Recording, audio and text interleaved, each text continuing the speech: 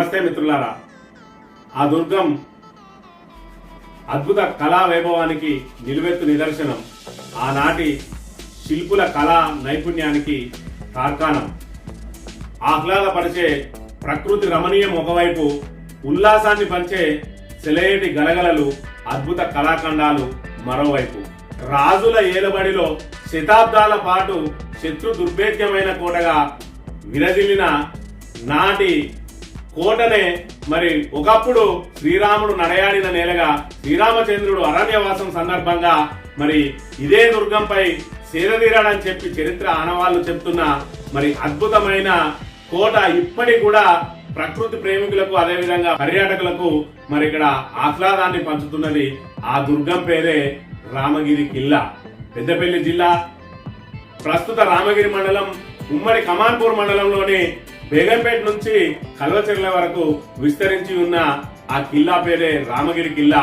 మరి రామగిరి కిల్లా వైభవాన్ని కనుక ఒకసారి చూసుకున్నట్టయితే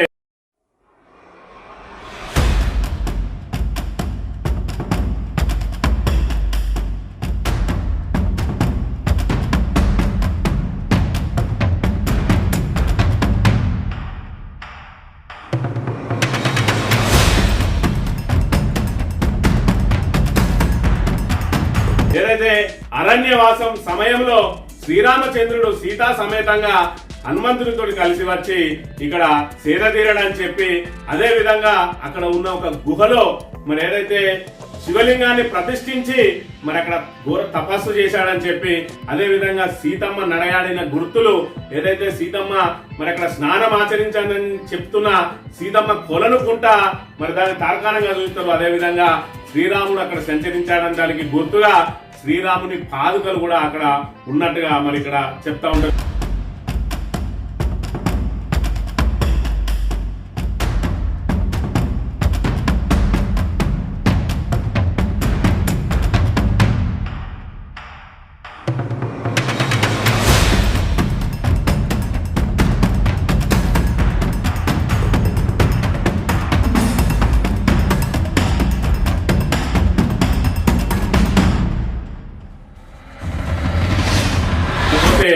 ఏదైతే మరి ఇక్కడ బిందుసారుడు, అదే విధంగా చంద్రగుప్తుడు, అశోకుడు కాలంలో ఈ యొక్క కిల్లా అద్భుతమైన అభివృద్ధి జరగగా, ఇది ఏదైతే చాళుక్య గుండరాజు చేతిలో నుండి మరి కాకతీయులు వశం చేసుకున్నారు. మరి కాకతీయులకు సంబంధించి ప్రతాపరుద్రుడు మరి 1195 వరకు కూడా దాన్ని కేంద్రంగా చేసి పాలించిందని చెప్పి, ఆ తర్వాత బహుమని సుల్తానులు మరి ఆ కోటను వశం చేసుకోగా ఆ తర్వాత మళ్ళీ గోల్కొండ నవాబులు మరి ఆ కోటను కైవసం చేసుకున్నారు. ఆ తర్వాత అది కాలక్రమేణా మహమ్మదీయుల చేతిలోకి వెళ్ళిందని చెప్పి నానుడిగా ఉన్నది. దానికి సంబంధించిన చరిత్ర ఆధారాలన్నీ కూడా ఆ కోట మీద నిక్షిప్తమై ఉన్నాయి. మరి శత్రు దుర్భేద్యమైన కోటగా పరిగణించిన ఈ కోటకు మరి ఈ కోటను ఏదైతే ఆవాసంగా చేసుకొని మరి కేంద్రంగా చేసుకొని ఇక్కడ నుంచి పరిపాలన చేసిండ్రు.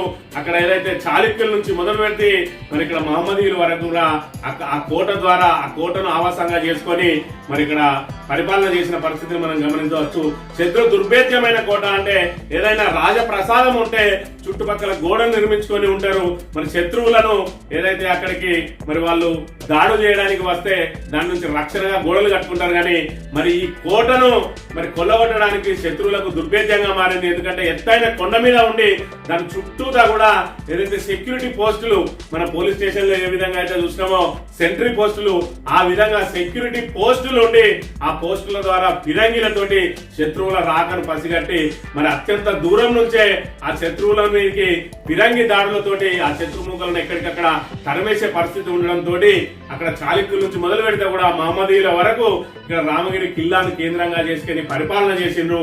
ఆ పరిపాలన క్రమంలో భాగంగానే ఏవైతే వీధులుగా ఉండేవో, ఆ రాజుల పాలనలో వీధులుగా ఉండేవో, ఆ వీధులన్నీ కూడా ఈ రోజు గ్రామాలుగా పిలువబడుతున్నాయని చెప్పి కూడా చెప్తారు.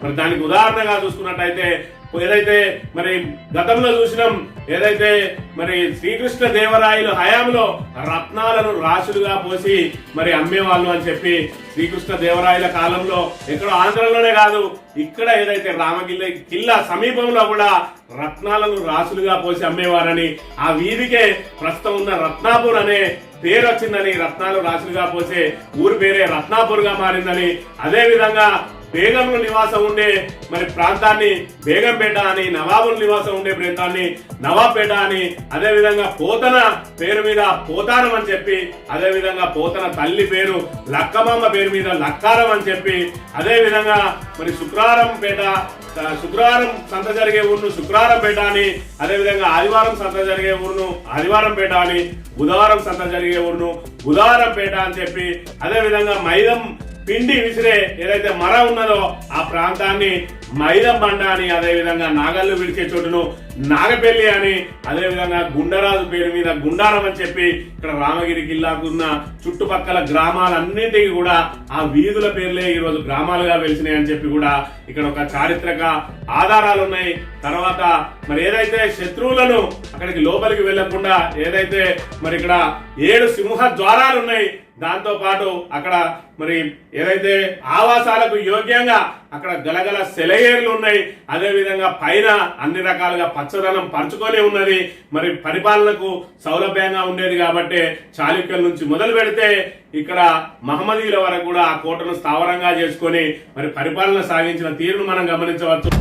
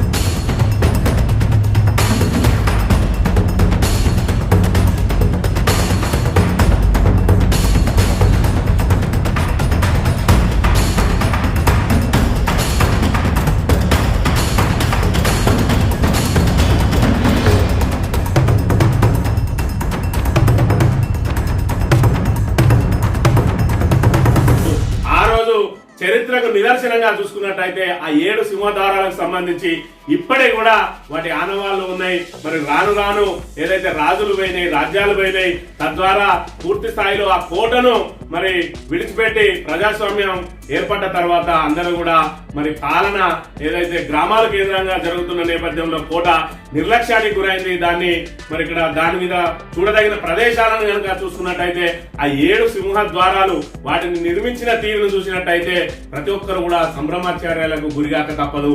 ఎందుకంటే ఆ రోజులలో అంత పెద్ద పెద్ద బండరాలు, టన్నుల కొద్ది బరువున్న బండరాలను ఒక మరి పేర్చి ద్వారాలుగా ఏ విధంగా తయారు చేసిండ్రు, అదే విధంగా సాలుకోట అని, జంగెకోట అని చెప్పి, సభాస్థలి అని చెప్పి, అదే విధంగా బందిగాన అని చెప్పి, అదే విధంగా ఏదైతే అశ్వాల కోట అని చెప్పి రకరకాల కోటలను నిర్మించిండ్రు. అదే విధంగా అప్పుడున్న ఫిరంగిలను చూసుకున్నట్టయితే మన శత్రువుల మీద దాడి చేయడానికి ఏవైతే ఫిరంగిలను వాడిండ్రో ఆ ఫిరంగిలను మరి ఏ రకంగా దాన్ని పైకి తీసుకొచ్చిండ్రు, వీటిని ఏ రకంగా వాళ్ళు ఆపరేట్ చేయగలిగిండ్రు, మరి టన్నుల కొద్ది బరువున్న ఫిరంగిలను ఆపరేట్ చేసి శత్రువుల మీద ఏ రకంగా దాడి చేసింది అనేది ఇప్పటికి కూడా మరి అంతు చిక్కని ప్రశ్నగానే మారిన అంశాన్ని కూడా మనం ఇక్కడ గమనించవచ్చు.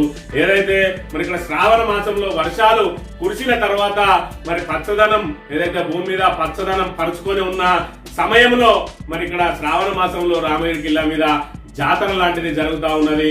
కాలక్రమంలో మరి ఇక్కడ ఇవన్నీ శిథిలావస్థలు చేరినా కూడా మరి అవి చూపరులను ఇప్పటికి కూడా ఆకట్టుకుంటున్న పరిస్థితిని మనం గమనించవచ్చు. ప్రతి శ్రావణ మాసంలో శ్రావణ సోమవారం, శ్రావణ శనివారం మరి పర్యాటకులు సందడి చేస్తూ ఉంటారు అక్కడికి వచ్చి. మరి ప్రతి శ్రావణంలో ఇక్కడ బేగంపేట నుంచి మొదలుపెట్టి అక్కడ రత్నాపూర్ ద్వారా కిందికి దిగుతారు. మరి ఇక్కడ చూసుకున్నట్టయితే ఏదైతే రత్నాపూర్ దగ్గరలో ఉన్న గుహలో మరి శ్రీరామచంద్రుడిని నెలకొల్పి అక్కడ పూజలు కూడా శ్రావణ మాసంలో చేస్తున్న పరిస్థితి. మరోవైపు అదే గుహలో మరి శ్రీరామచంద్రుడు ఏదైతే మరి అక్కడ శివలింగాన్ని ప్రతిష్ఠించి తపస్సు చేసిందని చెప్పిందో ఆ శివలింగం కూడా అక్కడే ఉన్నది. మరి వేలాది మంది తలదాచుకునే విధంగా ఆ గుహ ఏర్పాటు చేయబడ్డది. అదే విధంగా అత్యంత రమణీయ దృశ్యాలు పైన ఉన్నాయి. మరి అక్కడ చూసుకున్నట్టయితే సీతమ్మ కొలనుకుంట అయితేంది, పసరు బావి అయితేంది, సముద్ర బావి అయితేంది, చక్కెర బావి అయితేంది, వాటన్ని కూడా ఖచ్చితంగా చూడాల్సిన ప్రదేశాలు. అదే విధంగా వాళ్ళు కోటలు బురుజులు ఏ రకంగా కట్టిండ్రు, దానికి సంబంధించిన ఏదైతే కోట ద్వారాలు ఉన్నాయో ఆ ద్వారాలు శత్రు దుర్భేద్యంగా మరి రాకుండా ఏ విధంగా మరి వాటిని నిర్మించుకున్నారు అనే దాన్ని కూడా మనం ఇక్కడ గమనించవచ్చు. అయితే మా ప్రభుత్వాల నిర్లక్ష్యానికి గురైన ఆ రామగిరి కిల్లా మరి అది శిథిలావస్థకు చేరింది.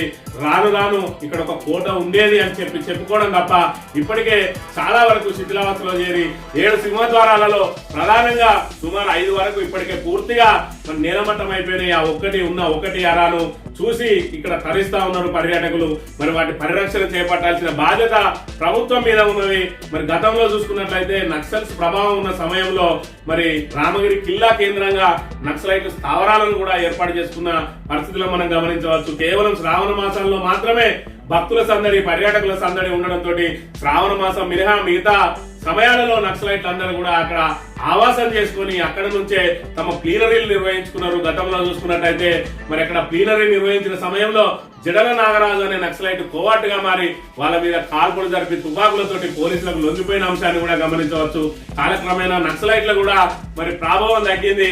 రామగిరి కిల్లాను విస్తరించడానికి ఇప్పుడు పుష్కలంగా అవకాశాలు ఉన్నాయి. మరి ప్రభుత్వాలు కనుక కనుక్కుంటే మరి పర్యావరణ ఏదైతే పర్యాటక ప్రాంతంగా దాన్ని మరి అభివృద్ధి చెందవచ్చు. దాని మీద మరి ఇది ఔషధ మొక్కలకు కూడా కేంద్రంగా ఉన్నది. మరి ప్రతి శ్రావణ మాసంలో దేశంలోని నలుమూలల నుంచి కూడా ఆయుర్వేద వైద్యులు మరి శ్రావణ మాసంలో వచ్చి అక్కడ వనమూలికలు సేకరించడం కూడా ఆనవాయితీగా వస్తా ఉన్నది.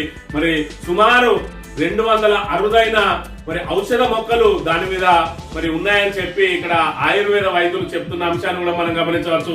ఆయుర్వేద పరిశోధక కేంద్రాన్ని కూడా అక్కడ ఏర్పాటు చేసి మరి ఆయుర్వేద వైద్యానికి అవసరమైన మొక్కలను సేకరించే అవకాశం కూడా అక్కడ ఉన్నది. మరోవైపు దీన్ని కనుక పర్యాటక ప్రాంతంగా ఏర్పాటు చేసినట్టయితే మరి ఇక్కడ మనం పర్యాటకం కోసం చూసుకున్నట్లయితే కొన్ని దేశాలు పూర్తి స్థాయిలో పర్యాటకం మీదనే మరి బ్రతుకుతున్న పరిస్థితులను కూడా మనం గమనించవచ్చు. పర్యాటక ప్రేమికులు మరి ఇతర రాష్ట్రాలకే కాదు ఇతర దేశాలకు కూడా మరి ఏదైతే పర్యావరణాన్ని ఆహ్వానించడానికి వెళ్తున్న పరిస్థితులను మనం గమనించవచ్చు. అలాంటిది ఇంత అద్భుతమైన కోట కట్టడాలు ఉన్న ఈ రామగిరి కిల్లాను కనుక పర్యాటక ప్రాంతంగా అభివృద్ధి చేసినట్టయితే మరి ఇక్కడ వేలాది మందికి ఉపాధి లభించడంతో పాటు ఇక్కడ మరి జిల్లా ప్రాభవం కూడా పెరిగే అవకాశం ఉంటది. తద్వారా ఉపాధి అవకాశాలు మెరుగయ్యే అవకాశం ఉంటది. దాని కీర్తి ప్రతిష్టలు కూడా మరి ఇనుమడింపజేసే అవకాశం ఉంటది.